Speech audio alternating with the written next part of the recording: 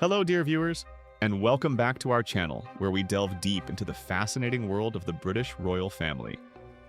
Today, we're addressing a topic that has sparked considerable discussion and speculation across royal circles and beyond: the potential timeline for the ascension of His Royal Highness Prince William and Her Royal Highness Catherine, the Princess of Wales, to the throne.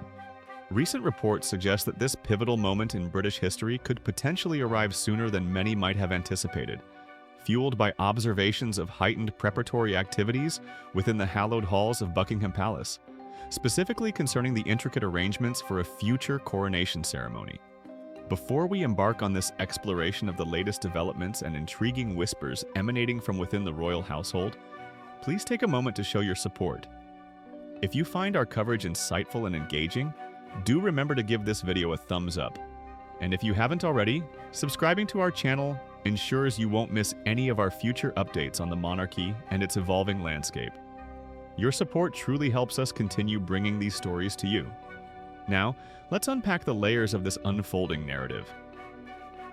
For some time now, various accounts have indicated that the Prince and Princess of Wales, keenly aware of their destiny and the immense responsibilities that await them, have been undertaking a process of what has been described as quiet preparation for their eventual and indeed inevitable roles as the future king and queen consort. This isn't merely a passive waiting game. It implies a dedicated, behind-the-scenes effort to understand the complexities of the monarchy at its highest level, to ready themselves for the immense weight of the crown, and to ensure a seamless transition when the time comes. This ongoing preparation, while perhaps not widely publicized in detail, is a crucial part of the royal machinery. Heirs are traditionally mentored and guided towards their future roles, but the current circumstances add layers of unique considerations.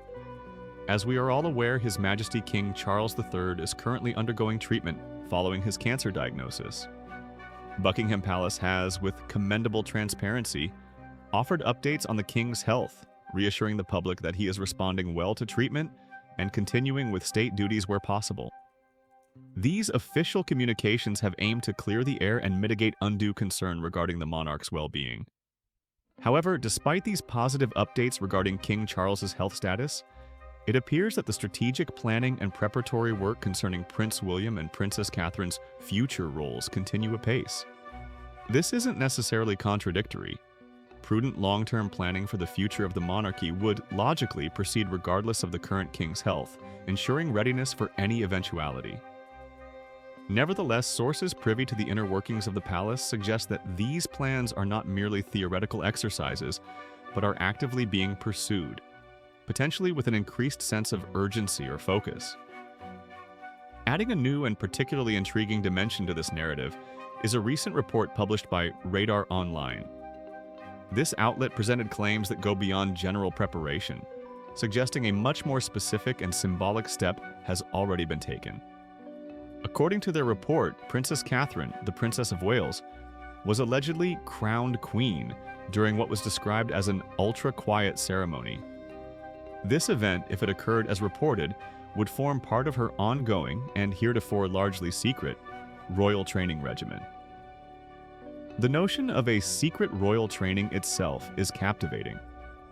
While the public sees the polished engagements and public appearances, it's understandable that a rigorous private process of learning and preparation must take place to equip individuals for the unique demands of the highest office in the land. Becoming monarch involves not just ceremonial duties, but a deep understanding of constitutional law, state affairs, diplomacy, and the intricate relationship between the crown and government, as well as countless charities and patronages. The Radar Online report cites an insider who provided specifics about this alleged ultra-quiet ceremony. This source claimed that during this event, which was conducted with a high degree of discretion, hence the description, hush-hush, Kate did indeed wear a crown. This symbolic act, according to the insider, was directly linked to her preparation for what lies ahead.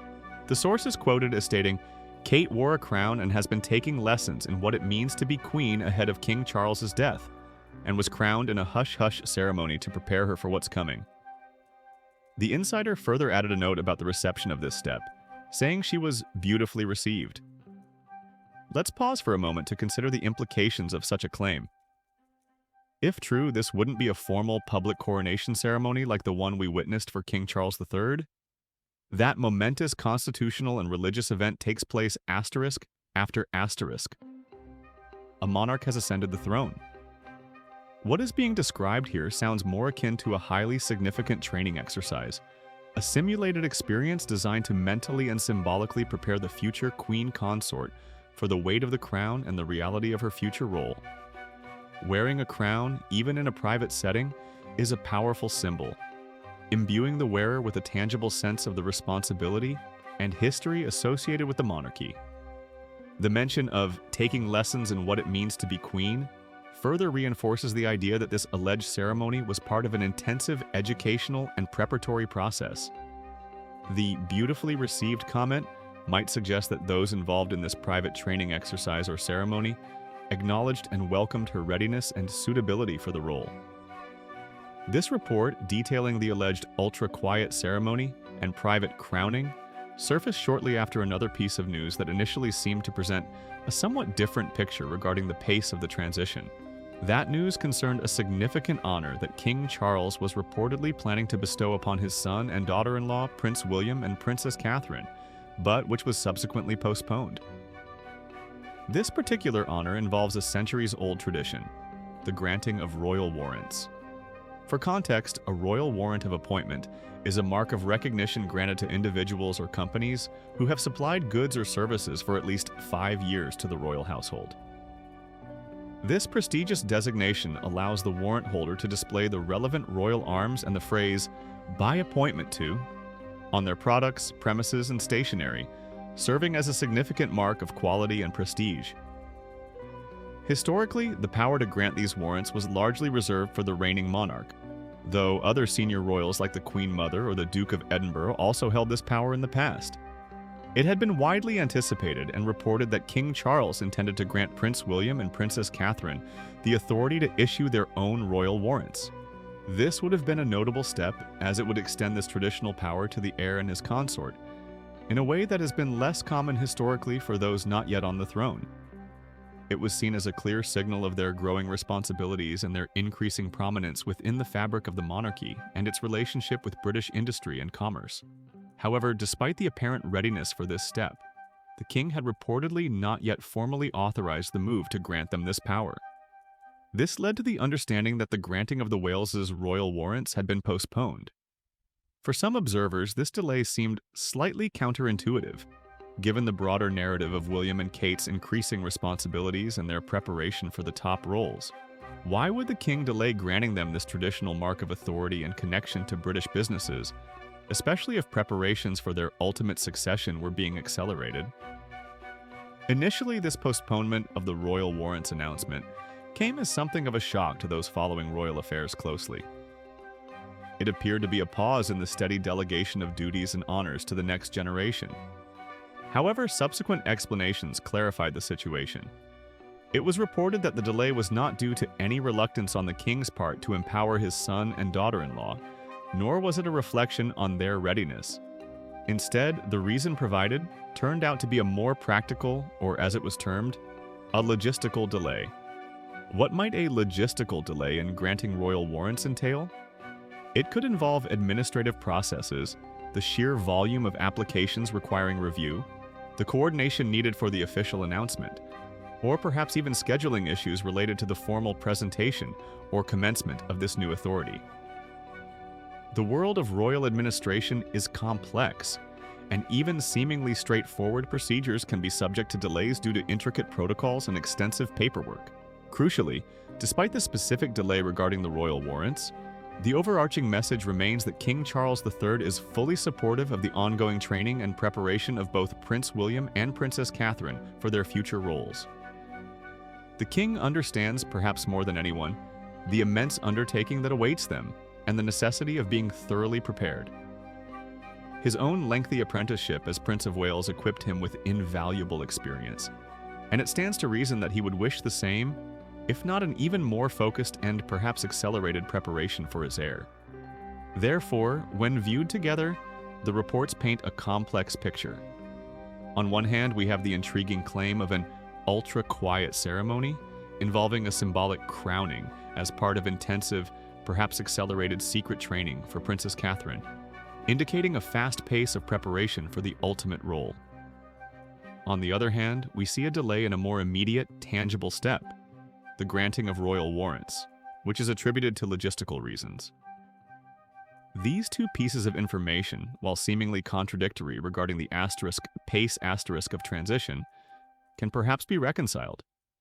It's possible that the focus of the current preparation is so heavily weighted towards the eventual ascension and coronation that other intermediate steps, while still planned, are subject to practical delays. Or perhaps the logistical delay itself is a minor blip in a larger accelerated plan that is otherwise proceeding rapidly behind the scenes. The idea of accelerated preparations for a future reign is not unprecedented in history, though the circumstances surrounding it are always unique.